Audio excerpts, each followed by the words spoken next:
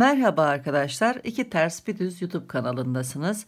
Bugün sizlerle bu görmüş olduğunuz şirin kız bebek yeleğini çalışacağız. Yeleğimiz 6 ay ve üzeri bebekler için uygundur. Ölçülerini vermek istiyorum. Yeleğimizin eni 23 santimetre, uzunluğu ise omuz başından etek ucuna kadar yaklaşık 30-31 santimetre arkadaşlar. Gerekli malzemeler ise 100 gramı 360 metre olan orta kalınlıkta bir adet bebe yünü, örmek için 4 numara yün şişleri, 2,5 numara bir yün tığı, ilmek tutucu, dikmek için bir yün iğnesi ve birkaç ayraç gerekli. Hazırsanız yeleğimizin yapılışına geçebiliriz. Yeleği örmeye sağ ön bedenden başlıyorum. İstediğiniz şekilde ilmek alabilirsiniz.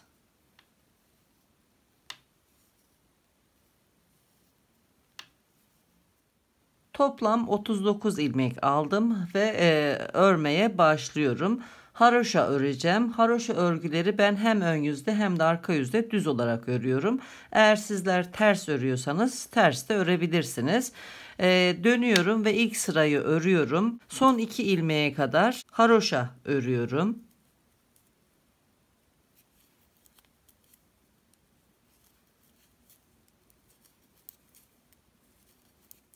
Son 2 ilmeğe kadar ördüm ve bu son 2 ilmek kenar patındaki kenar ilmekler olacaklar. Düzgün kenar çalışacağım için ipimi öne alıyorum. İlk ilmeği ters örecekmiş gibi örmeden sağ şişime kaydırdım. İpim önde, daha sonra ipimi arka tarafa alıyorum ve son ilmeği düz örüyorum, dönüyorum. Bir diş haroşa sırası oldu. Şimdi örgümüzün ön yüzünden örmeye devam edeceğiz. Burası kenar patımız.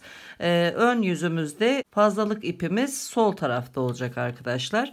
Şimdi ön yüzde bu 2 ilmeği şu şekilde örüyoruz. İlk ters ilmeği ipimiz önde, ters örecekmiş gibi örmeden sağ şişe kaydırıyoruz. İpi arkaya geçiriyoruz ve ikinci ilmeği düz örüyoruz. Ön yüzde bu 2 kenar ilmek bu şekilde çalışılacak. Daha sonra kalan ilmekleri sıra sonuna kadar haroşa olarak örüyoruz.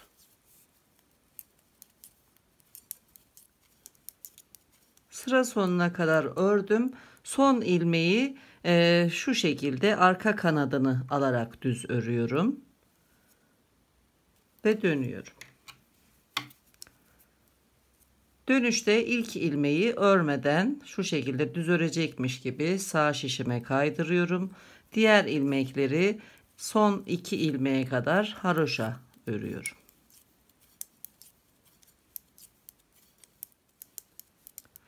Kenar patındaki kenar ilmeklere kadar ördüm. İpi öne alıyorum. İlk ilmeği ters örecekmiş gibi örmeden sağ şişe kaydırıyorum. Tekrar ipi arkaya alıyorum ve ikinci ilmeği düz örüyorum. Bu 2 kenar ilmek arka tarafta bu şekilde örülmeye devam edecek. Dönüyorum. Ön yüzde ipim önde, ilk ilmeği örmeden sağ şişe kaydırıyorum. İpimi arkaya alıp ikinci ilmeği düz örüyorum. Ön yüze de bu şekilde örüyoruz ve haroşa örerek devam ediyorum. Başlangıçtan itibaren 32 diş haroşa sırası ördüm. Santimetre olarak da yaklaşık 14 santimetre örmüşüm. Şimdi kenar patı ilmeklerini ayıracağız ve orta bölümde lastik çalışacağız. Kalan ilmekleri de haroşa örmeye devam edeceğiz. İlk 2 kenar ilmeğini önce örüyorum. Birinci ilmeği örmeden alıyorum. İkinci ilmeği düz örüyorum. Bu ilmeklerden sonra toplam 6 ilmek haroşa örüyorum. 1 2 3 4 5 6. Şimdi birebir lastik öreceğiz. Düz ilmekle başlıyoruz. Bir düz, bir ters, bir düz, bir ters. Toplam 17 ilmek örüyoruz bu şekilde.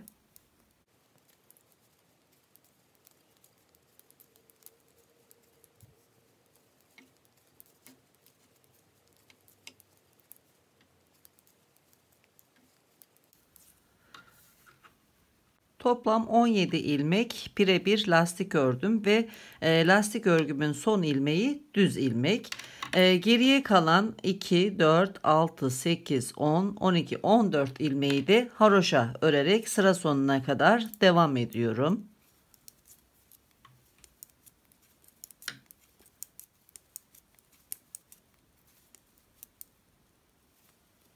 Dönüyorum. İlk 14 ilmeği haroşa örüyorum.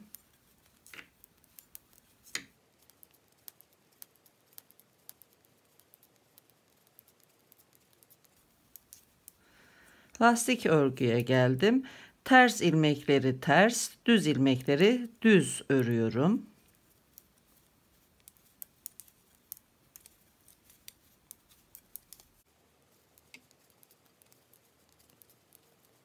Son lastik ilmeğini de ördüm. Geriye ilik patı ilmeklerim kaldı. 6 ilmek haroşa örüyorum.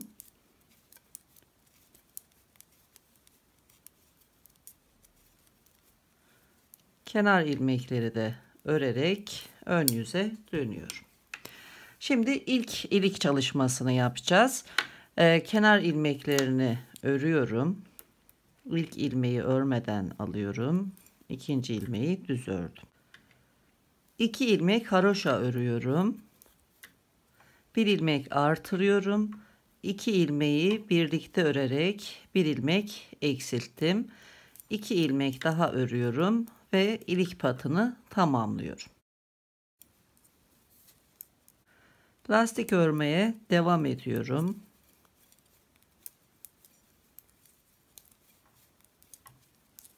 ...17 ilmek birebir lastik ördüm. 14 ilmek haroşa örüyorum.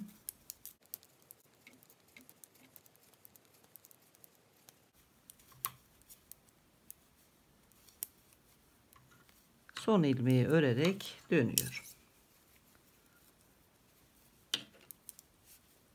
Arka tarafta da haroşa ilmekleri örüyorum.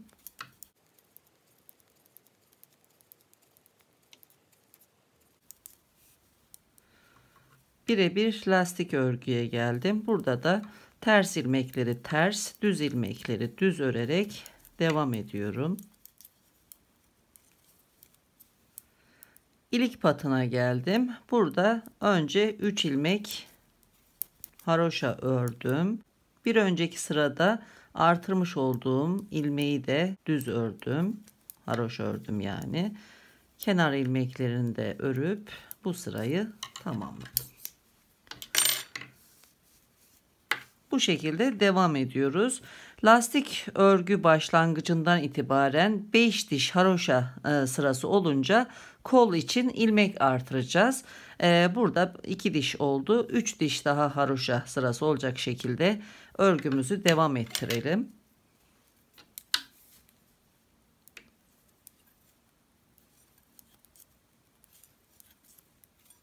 Lastik örgüye başladıktan itibaren 1, 2, 3, 4, 5 diş haroşa sırası ördüm. Kol evine geçiyoruz ve kol evine başlarken 8 ilmek artırarak başlayacağız. 1, 2, 3, 4, 5, 6, 7, 8. Dönüyorum. Bu ilmekleri de haroşa örerek devam ediyorum.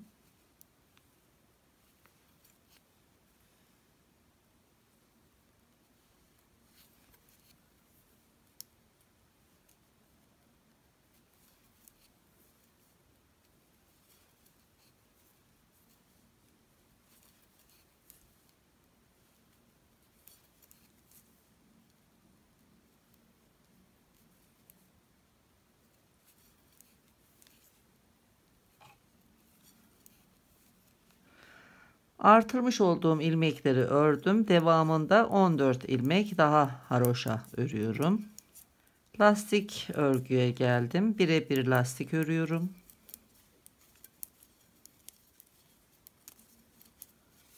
İlik patındaki haroşa ilmekleri de örerek sırayı devam ettiriyorum. Kenar ilmekleri de ördükten sonra dönüyorum. Son 2 ilmeğe kadar devam edelim.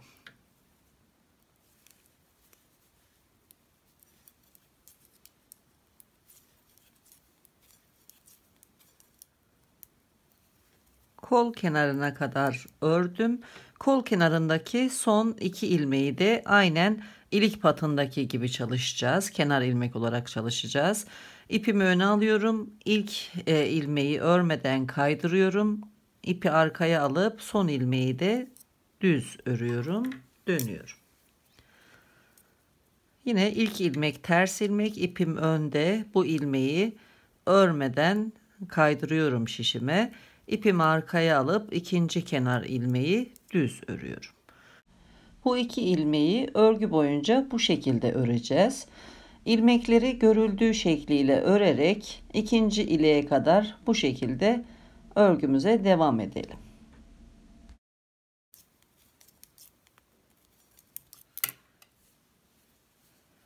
İlk iliğimizin üzerine 1, 2, 3, 4, 5, 6, 7, 8, 9 diş haroşa sırası ördüm. Şimdi ikinci iliği açacağız. İlk ilmeği örmeden alıyorum. İpi arkaya alıp ikinci kenar ilmeğini düz örüyorum. 1, 2 ilmek haroşa ördükten sonra ipi ön tarafa geçirip bir ilmek artırıyorum. 2 ilmeği birlikte örerek bir ilmek eksiltiyorum. İkinci iliği açmış oldum. Devamında 2 ilmek daha haroşa örüp kenar patını tamamladım. 17 ilmek birebir lastik örüyorum.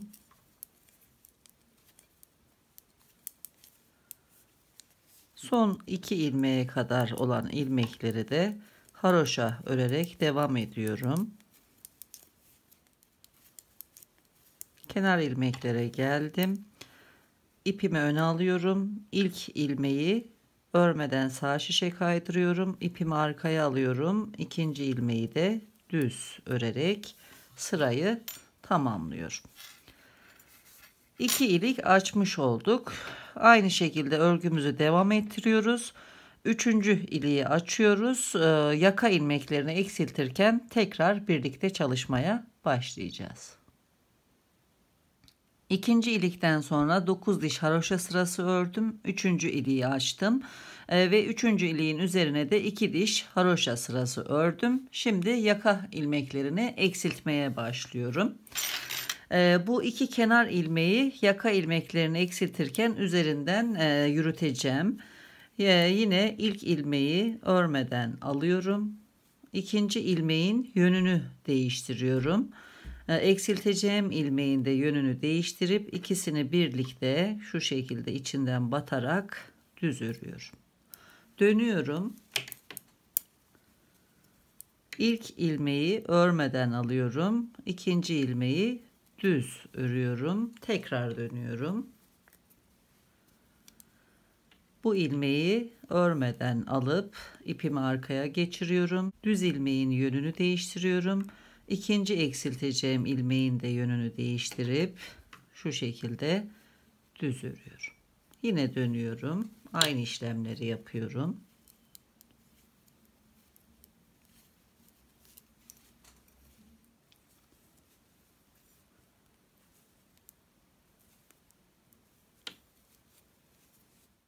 On ilmek eksilttim. Devam ediyorum.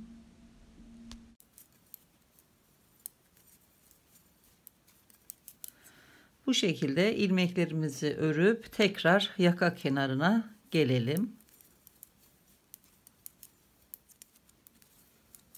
Yaka kenarına kadar ördüm. Dönüyorum. İkinci eksiltmeleri yapacağız. Şimdi 4 ilmek eksilteceğiz. Aynen burada yapmış olduğum gibi ilk ilmeği örmeden alıyorum. İkinci ilmeğin yönünü değiştiriyorum. Eksilteceğim ilk ilmeğin de yönünü değiştirip ikisini birlikte örüp dönüyorum. Bu şekilde 3 ilmek daha eksiltelim.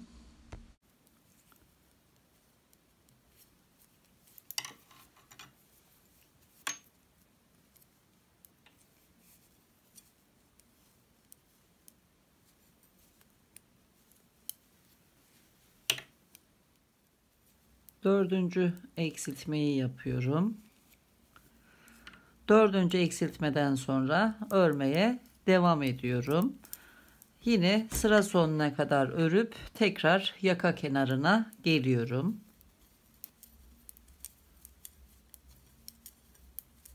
Tekrar yaka kenarındayız.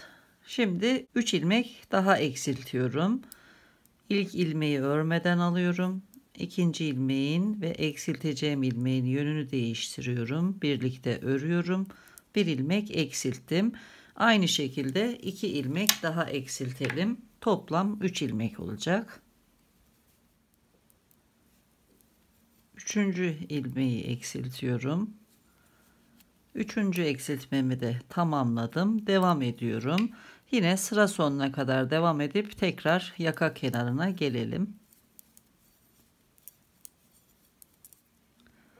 Yaka kenarındayız ve burada artık birer birer ilmek eksiltmeye başlayacağız. Bir ilmek eksiltip örüp geleceğiz. Tekrar bir ilmek eksilteceğiz. Bu şekilde toplam 4 defa birer ilmek eksiltelim. İlk tek ilmek eksiltmeyi yapıyorum. Bir ilmek eksilttim. Örmeye devam ediyorum. Sıra sonuna kadar örüp geliyorum. Yine bir ilmek eksilteceğim. Bu ilmekten başka 3 defa daha birer ilmek eksiltelim. Yaka kenarındaki ilmek eksiltmeleri tamamladım. Yaka kenarından toplam 21 ilmek eksilttim. Şişimde de 26 ilmek kaldı. Bu 26 ilmekle örmeye devam edeceğim. Lastik olan bölümde 2 ilmek kaldı. Bu 2 ilmek lastik örülmeye devam edecek. Diğer ilmekler haroşa örülecek ve yine kenar ilmeklerimizde örmeyi sürdüreceğiz. Son eksiltmemizin üzerine 4 diş haroşa sırası ördüm. Şimdi ilmeklerimi bir ilmek tutucuya alarak bekleteceğim ve sol ön parçayı örmeye başlayacağım.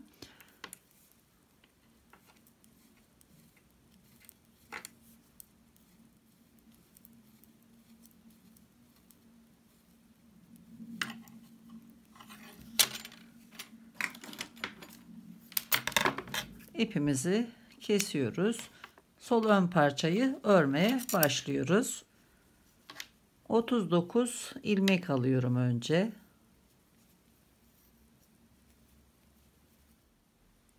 39 ilmek aldım. Burası örgümüzün arka yüzü olacak. İlk ilmeği şu şekilde ters örecekmiş gibi kaydırıyorum. İkinci ilmeği düz örüyorum. Burası döndüğü zaman kenar patı olacak. Sol ön kenar patı. Devam ediyorum düz örmeye.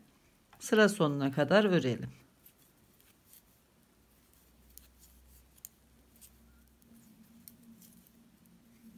Son ilmeği örerken içinden batarak düz örüyoruz. Dönüyoruz. Ön yüzdeyiz. Kenar patımız sol tarafta. Şimdi ilk ilmeği örmeden alarak son 2 ilmeğe kadar haroşa örmeye devam edelim.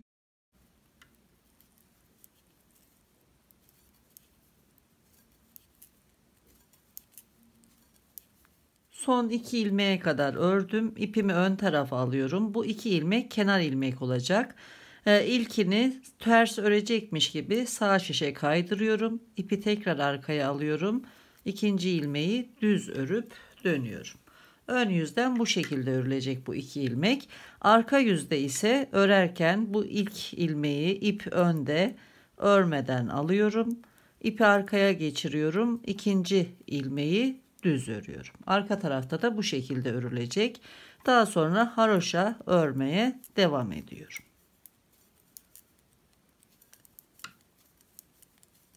Sol ön bedenin örme işlemine bu şekilde başlamış olduk. Burası örgümüzün ön yüzü, sol taraf ilik patı.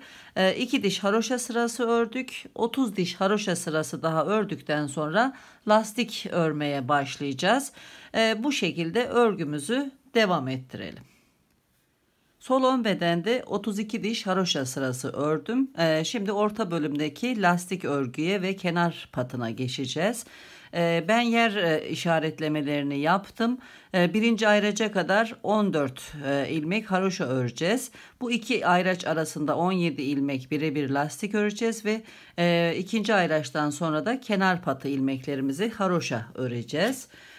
İlk ayraca kadar 14 ilmek haroşa örüyorum.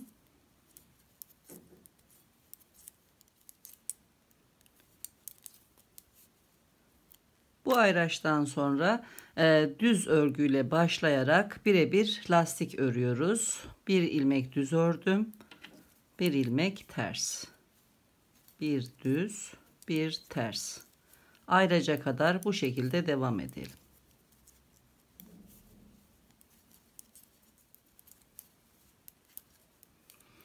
Ayraca kadar birebir lastik ördüm. Şimdi ayraçtan sonraki 6 ilmeği haroşa örüyorum.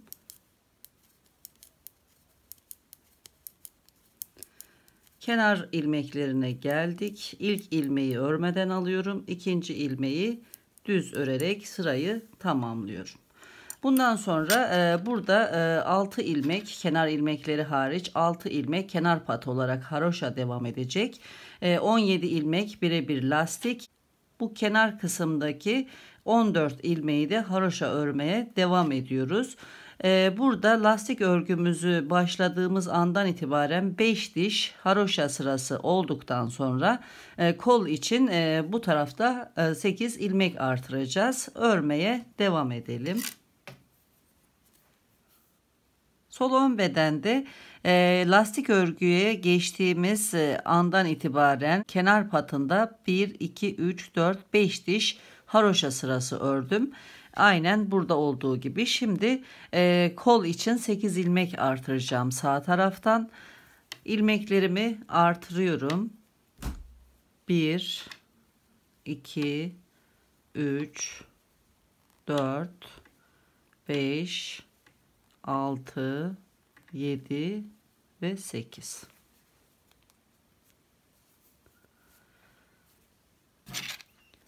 İlk 2 ilmek kenar ilmek olacak. Bu sıra ilk sıra olduğu için örmeden aldığımız ters ilmeği ilk sırada ters örüyorum. Daha sonra düz örerek birebir lastik örgüye kadar haroşa örüyorum.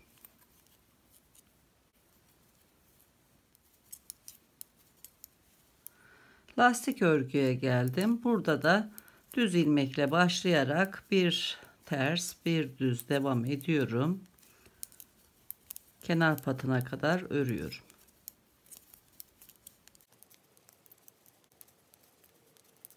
Kenar patına geldim. 6 ilmek haroşa örüyorum. İpi öne alıp kenardaki ilk ilmeği örmeden sağ şişime geçiriyorum. Son ilmeği de düz örüyorum. Aynı şekilde ilmeklerimi görüldüğü gibi örerek kol kenarına kadar devam ediyorum.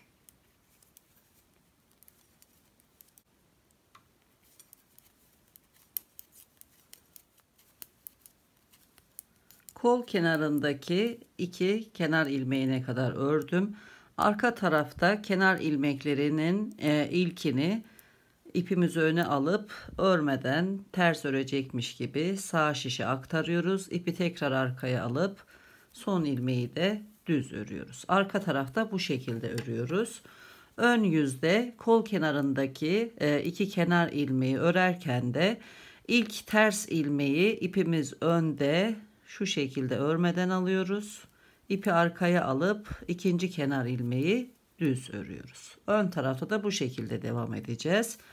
Daha sonra yine diğer parçada yapmış olduğumuz işlemleri devam ettirerek örgümüzü devam ettiriyoruz.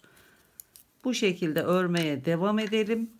Başlangıçtan itibaren yaka kenarına kadar kenar patında 53 diş haroşa sırası olunca yaka ilmeklerini eksiltmeye başlayacağız birlikte. Devam edelim. Kenar patında başlangıçtan itibaren 53 diş haroşa sırası ördüm. Şimdi sol ön bedende de yaka ilmeklerini eksiltmeye başlıyorum. İlk olarak 10 ilmek eksilteceğim. İlk ilmeği örmeden alıyorum.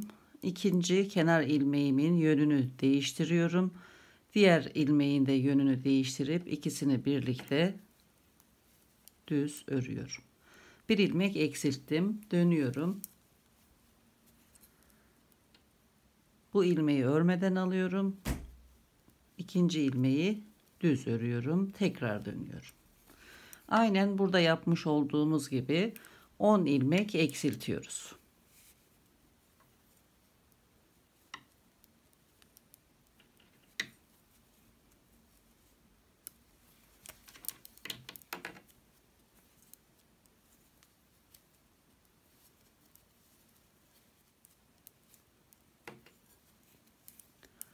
On ilmek eksilttim. Şimdi devam ediyorum. Sıra sonuna kadar örüp tekrar yaka kenarına dönüyorum.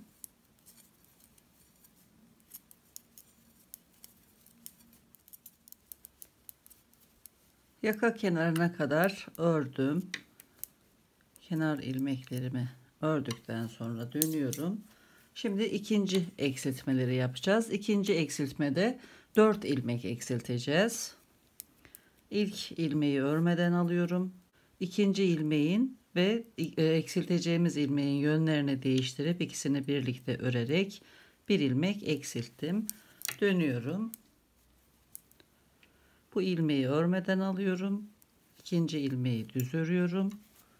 Şimdi ikinci eksiltmeyi yapıyorum. Bu şekilde 3 ilmek daha eksiltelim. Toplam 4 ilmek eksiltmiş olacağız.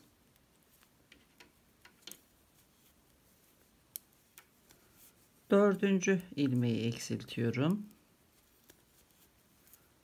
4 ilmek eksilttikten sonra tekrar sıra sonuna kadar örüp dönüyorum.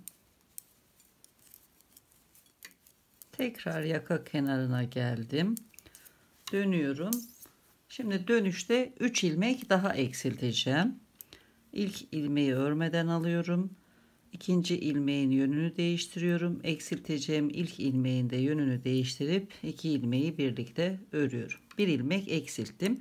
Bu şekilde 2 ilmek daha eksiltelim. Üçüncü ilmek eksiltmesini yapıyorum. Ve örerek sıra sonuna kadar gidip tekrar dönüyorum. Bu ilmeği örmeden alıp sonuncu ilmeği düz örüp dönüyorum. Şimdi birer birer ilmek eksilteceğiz. Her seferde birer ilmek eksiltip örüp geleceğiz. Bu şekilde 4 kez ilmek eksilteceğiz. Eksiltmeleri bitirdikten sonra aynen buradaki gibi son eksiltmenin üzerine de 4 diş haroşa sırası örüp ilmeklerimizi beklemeye alacağız. Şimdi aynen diğer parçada yaptığımız gibi eksiltmelerimizi tamamlayalım.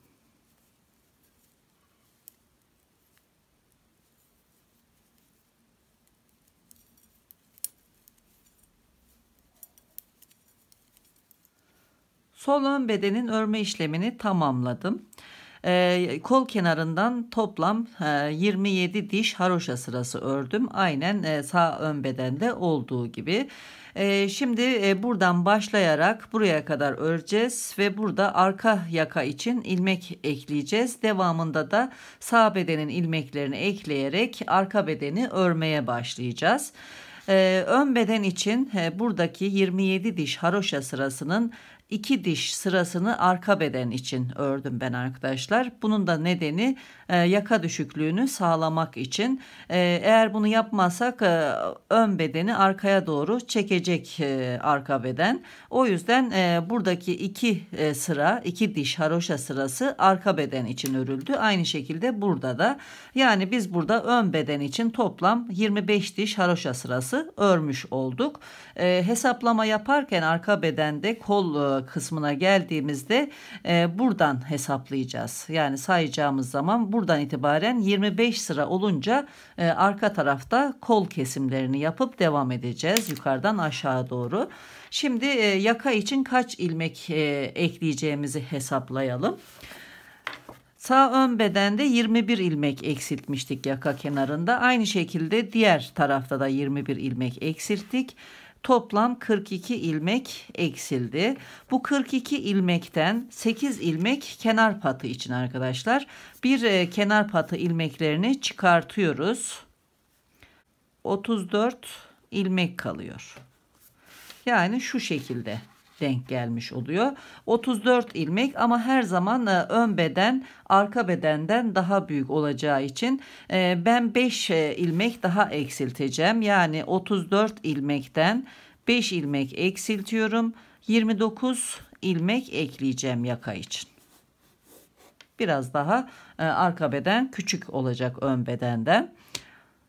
Ve aradaki ilmek sayısı da tek sayıda olmalı. Çünkü burada düz ilmek var. Ters ilmekle başladığımızda çift sayı olursa düz ilmekle bitecek.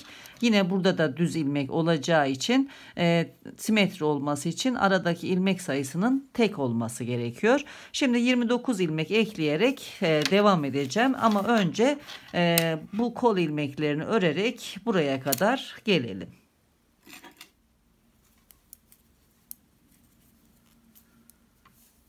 Kenar ilmeklerine kadar ördüm. Artık buradan kenar ilmek çalışmayacağımız için buradaki 2 ilmeği 1 ilmeğe düşüreceğim. Şu şekilde bu ters ilmeği eksilteceğim. Düz ilmeğin içinden şu şekilde batıyorum ve ikisini birlikte örerek bir düz ilmek oluşturdum. Şimdi ilmek eklemeye başlayacağım. Toplam 29 ilmek ekleyeceğim. Tığ yardımıyla bu işlemi yapacağım. Şu şekilde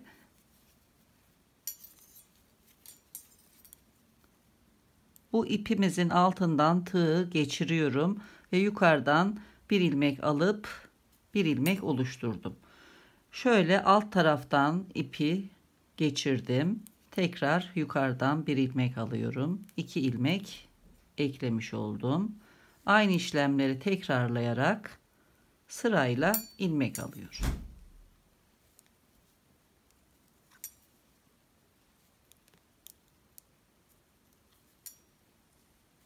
Bu şekilde 29 ilmek alalım. 28 ilmek aldım. Tığdaki ilmeği de ekliyorum ve toplam 29 ilmek almış oldum. Şimdi buradan örerek sağ bedendeki ilmeklerimizi bu şişe geçireceğiz. Ama önce bu ilmek tutucudaki ilmekleri diğer şişimize alalım.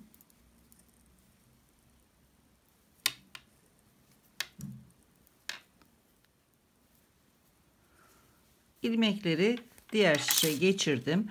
Burada kesmiş olduğumuz ipimizi ters tarafta sabitliyoruz.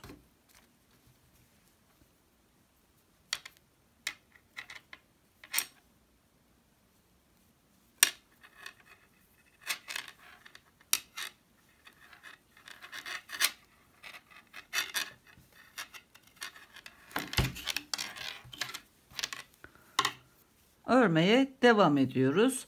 Şişimize 29 ilmek ekledik. Buradan sağ ön beden ilmeklerinde ekleyerek devam ediyoruz. Burada da yine ters ilmeği eksilteceğim. Düz ilmekle birlikte şu şekilde 2 ilmeği birlikte örüyorum. Buradaki bir ilmeği de eksiltmiş oldum. Buradaki lastik ilmeklerimizi örüyoruz. Devamında da haroşa örerek sıra sonuna kadar devam ediyoruz.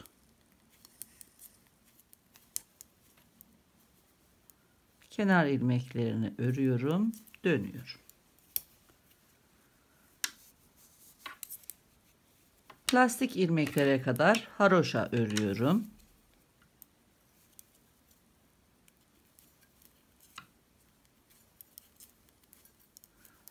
İlk lastik ilmeğimiz arka tarafta ters. Bu ilmeği ters ördüm. Düz, ters.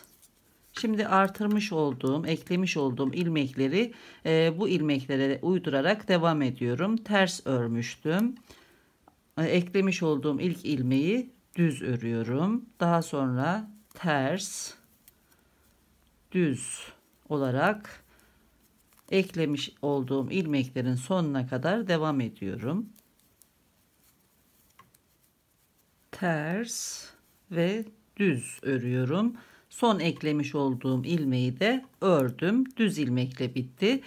Şimdi sol şişimde ters ilmekle devam ediyor. Düz ilmekti, ters ilmek tam denk geldi. Düz. Bu şekilde lastik ilmeklerinin örme işlemini tamamladım.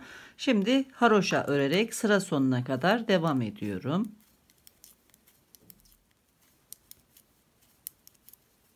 Kenar ilmeklerin ilkini örmeden alıyorum. İkinciyi düz örerek dönüyorum.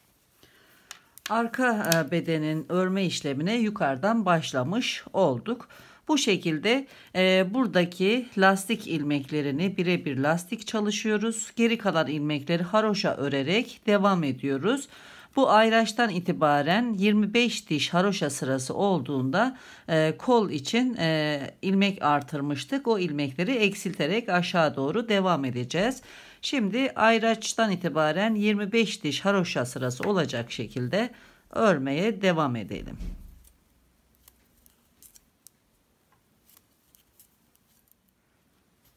Arka bedende ayraçtan itibaren 25 diş haroşa sırası oldu. Arka yaka ilmeklerini eklediğimden bu tarafa da toplam 23 sıra ördüm. Şimdi hem sağ taraftan hem de sol taraftan 8'er ilmek eksilterek örgümüze devam edeceğiz. İlk ilmeği örmeden alıyorum. İkinci ilmeği düz örüyorum. Örmeden aldığım ilmeği örmüş olduğum ilmeğin üzerinden geçirerek bir ilmek eksilttim. Devam ediyorum. 2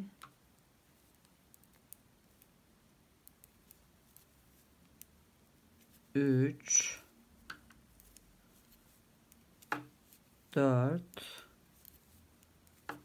5 6 7 8 ilmek eksilttim. Haroşa örerek lastik örgüye kadar devam ediyorum. Daha sonra birebir lastik örüyorum. Haroşa ilmekleri de örerek sıra sonuna kadar devam ediyorum.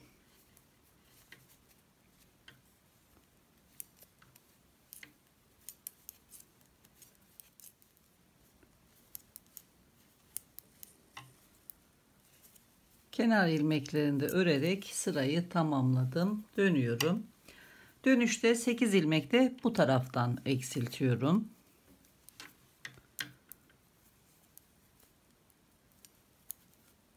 Bir, 2, 3, 4, 5, 6, 7, 8. Sıra sonuna kadar örmeye devam ediyorum. Sıra sonuna kadar ördüm.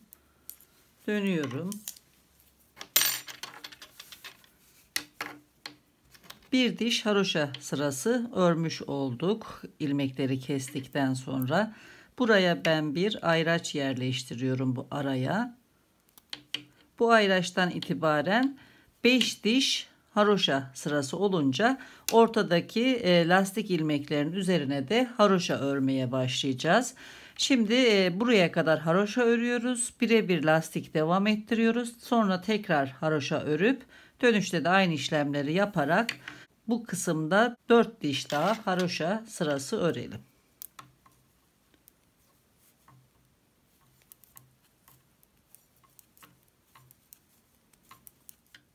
Kol kenarındaki ilmek eksiltmelerden sonra 1, 2, 3, 4, 5 diş haroşa sırası ördüm. Şimdi bu sıradan itibaren hem ön yüzde hem de arka yüzde bütün ilmekleri haroşa öreceğiz. Ve toplam 32 diş haroşa sırası ördükten sonra da ilmeklerimizi kapatarak örme işlemini bitireceğiz. Devam ediyorum. Lastik örgüye geldim. Lastik örgüyü de artık düz örerek haroşa örgüye geçiyorum. Sıra sonuna kadar devam ediyorum.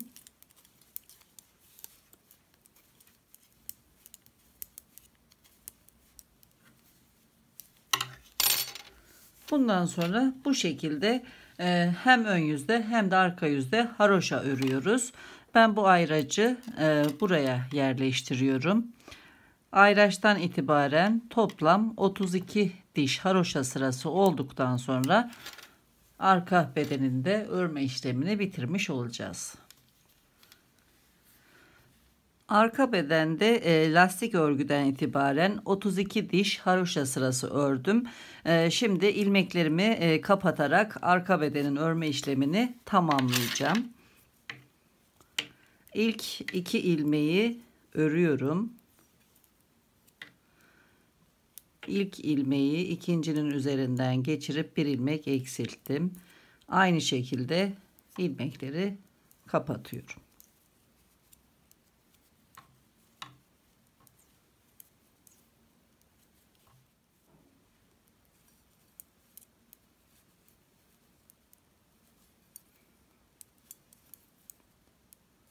İlmekleri kapattım. Son ilmeği bırakıyorum. Dikmek için bir miktar ip ayırıp ipi kesiyorum.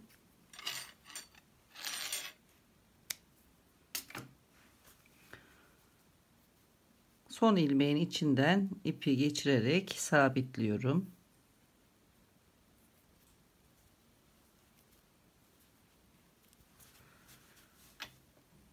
Dikmeye başlıyorum.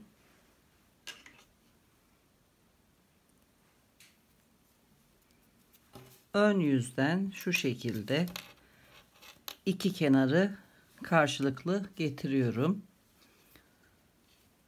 Buradaki bu çıkıntıları kullanarak dikeceğim. İlk çıkıntıya batıyorum. Bu tarafta da ikinci çıkıntıya batıyorum. Sırayla karşılıklı bu çıkıntılara batarak dikiyorum.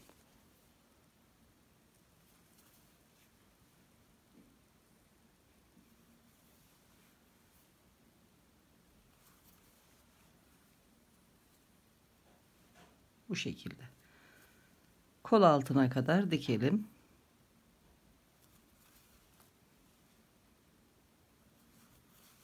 Kol altına kadar diktim. Şimdi kol altına birleştiriyorum. Sırayla batarak şu şekilde karşılıklı dikiyorum.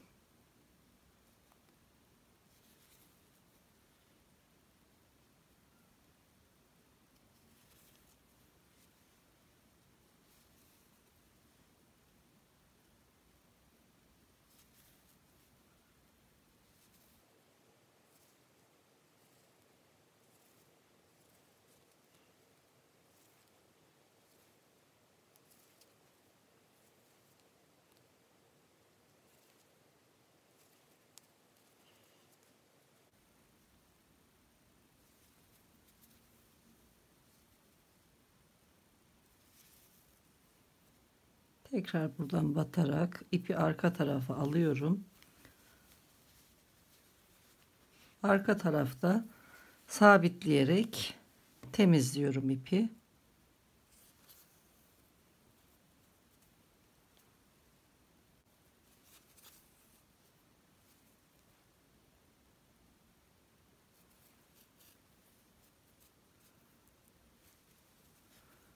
Daha sonra aralardan yürütüyorum.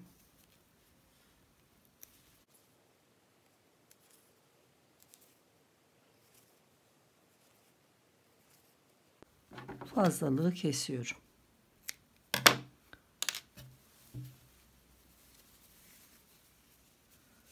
Bu şekilde dikmiş olduk. Diğer tarafı da dikerek dikme işlemlerini tamamlayalım. Dikiş işlemlerini tamamladım.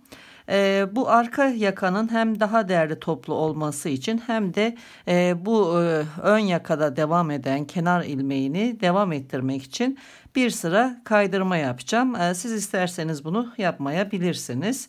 Bunun için tığımı bu kenar ilmeği takip ederek en sonuncusuna batırıyorum ve buradan bir ilmek çıkartıyorum. Daha sonra her ilmeğin içerisine batarak uç kısımdan bir ilmek alıyorum. Tığımdaki ilmeğin içinden geçiriyorum. Yanındaki ilmeğe batıyorum. Aynı işlemi tekrarlıyorum. Bu şekilde arka yaka boyunca devam ediyorum.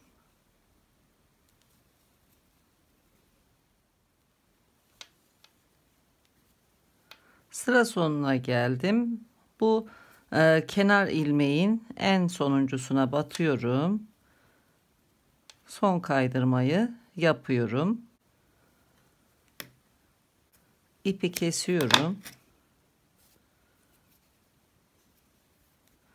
Daha sonra yine buradan alttan batıp ipi arka tarafa geçiriyorum. Şu şekilde. Burada sabitliyorum.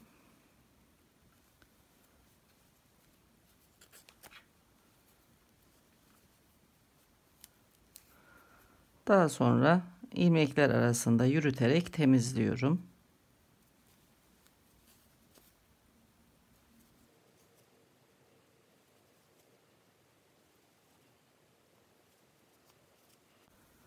Fazlalığı kesiyorum. Aynı şekilde burada başlangıç ipimizi de temizliyoruz. Önce sabitliyoruz.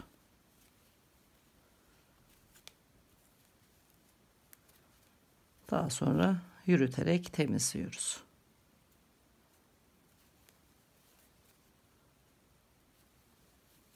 Yeleğimizin bütün işlemlerini tamamladım. Düğmelerini diktim. Yine artık iplerini arka tarafta sabitleyip aralardan yürüterek temizledim. Kullanıma hazır hale getirdim arkadaşlar. Çok şık ve yumuşacık bir yelek oldu. Bir videonun daha sonuna geldik. Yeni videolarda görüşmek üzere. Hoşça kalın, sağlıkla kalın.